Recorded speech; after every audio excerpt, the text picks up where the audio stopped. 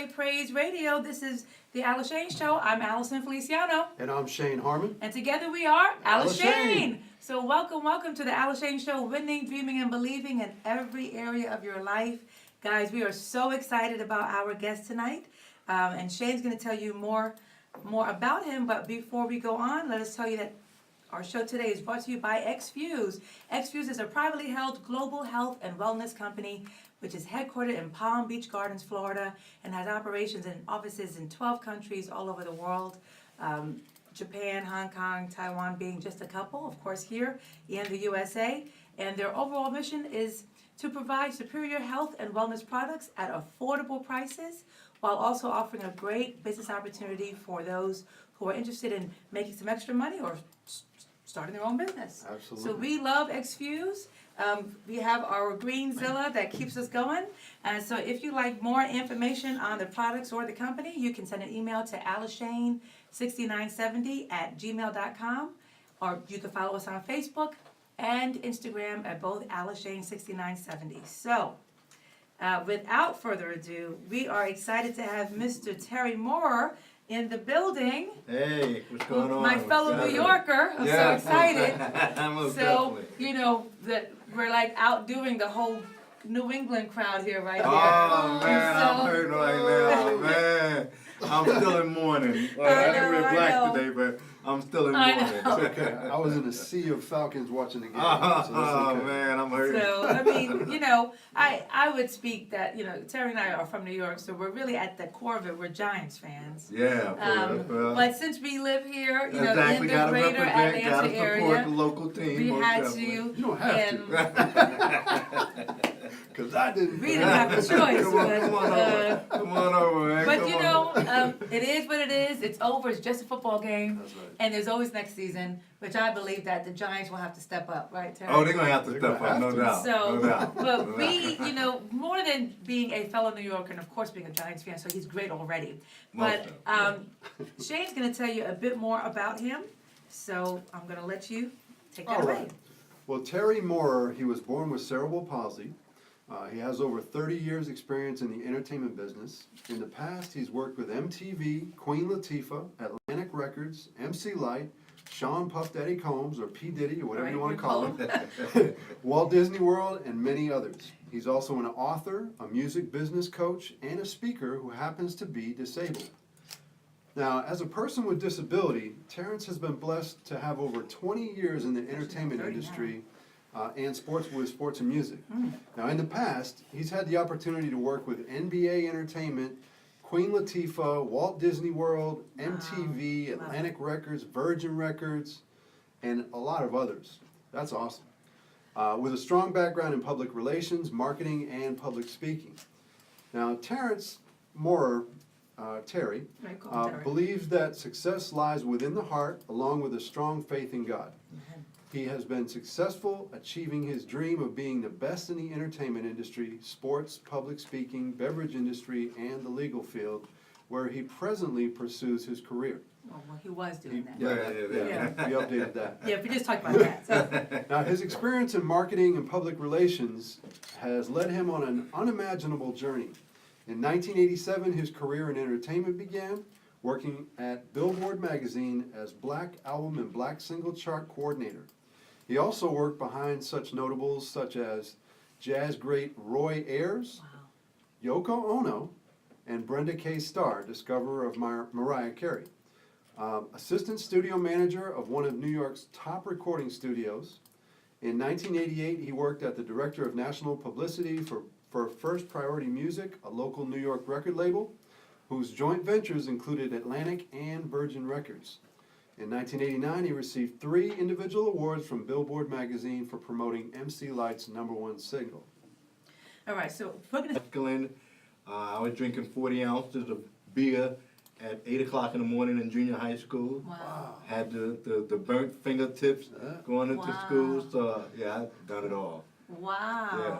And so what could you pull on from that to say what drove you to say, okay, I can't keep on doing this? What was that pivotal moment? Well, the pivotal moment for me is I used to the point, get so intoxicated and high to the point where I couldn't stand up. And I went home one night, and I remember like it was yesterday because I speak about it all the time, but I was laying on my back, and the room was spinning. And I remember thinking to myself, well, I actually said it out loud, I said, okay, I don't want the room to spin anymore, so when I closed my eyes and opened my eyes, this room better stop spinning. And I did, I closed my eyes, I laid on my back for a couple of seconds, opened my eyes, and the room was still spinning. And I got mad, and I said, when I closed my eyes and opened my eyes, I don't want this room to spin anymore. Wow. And I did it a second time, the room was still spinning. And at that moment, I realized I didn't have control, that the alcohol was gonna say when the room was gonna stop spinning. Right. And from that day on, I stopped.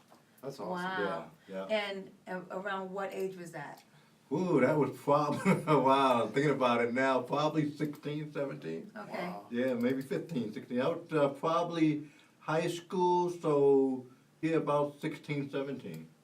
Yeah, Wow. Yeah, yeah. Somebody was praying for you. Oh yeah, grandparents, grandmother, everybody. I'm sure, everybody. I'm And sure. what I had to do to sort of beat the peer pressure was when I went out with my friends who expected me to always be drinking, I had to always order orange juice or cranberry juice. Because then they would think that it was something in there. Gotcha. And that sort Gotcha. of gave me the opportunity to get past the peer pressure. Right. Now to this day, I love cranberry and orange juice. Right, Sure. of course. Yeah, absolutely. But that was your mainstay. That's that was, right, absolutely. Well, awesome. so okay, so after that, then I'm thinking that you got through high school. And what did you do before you entered into the entertainment industry? I actually went to college. Okay. And oddly enough, I went to LaGuardia Community College. Okay. I went to college with Ed Lover. Wow. Ed Lover Really? from, yeah, Wow. I've known Ed for years. And Ed Lover was actually, I don't know if he wants me to tell him this, but Ed Lover used to be in a group, a funk group. And they used to dress up like Prince with the lace gloves. Wow. They called themselves Funks and Freaks. Really? Yes, they did. Yes, they did. And, and I went for all the wrong reasons. I went to college. My major was accounting. My minor was data processing, and I can't stand numbers. I'm not a numbers guy like Right. that. But I went because my cousins were going, my parents expected me to go, and I probably lasted maybe a year. Gotcha. Yeah. I think a lot of people do that. Absolutely, Because yes. we're expected to do Expectations, yeah. this or that, and Mhm. because especially back then, you know, you were told to go get a good education, Mhm. so you go get a Yeah. job for the next 40 years. There was nothing else. That's how it was, or go into Sports or. Or the Sports, service. basketball, Or the computers, military. and right. Yeah, that's something, yes, exactly. That's right.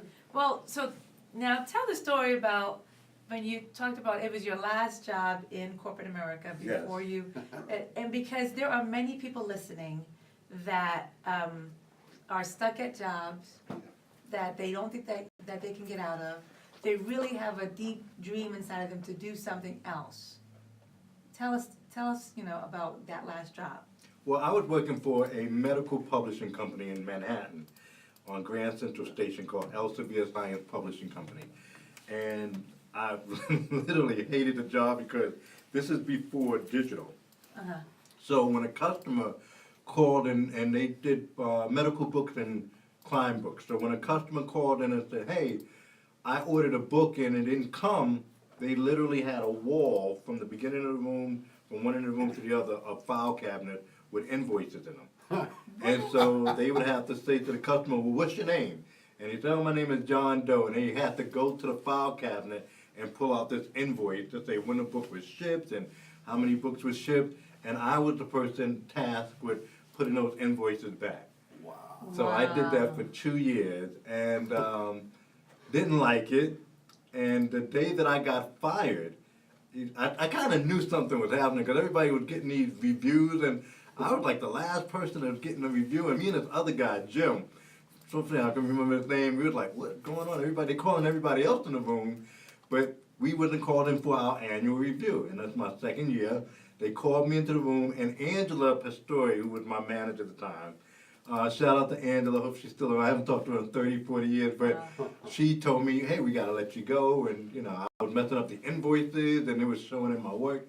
And I heard when I left that she literally cried Wow. that she had to let me go. But to me, walking out the door, it was like, I could literally feel the weight off of my shoulders.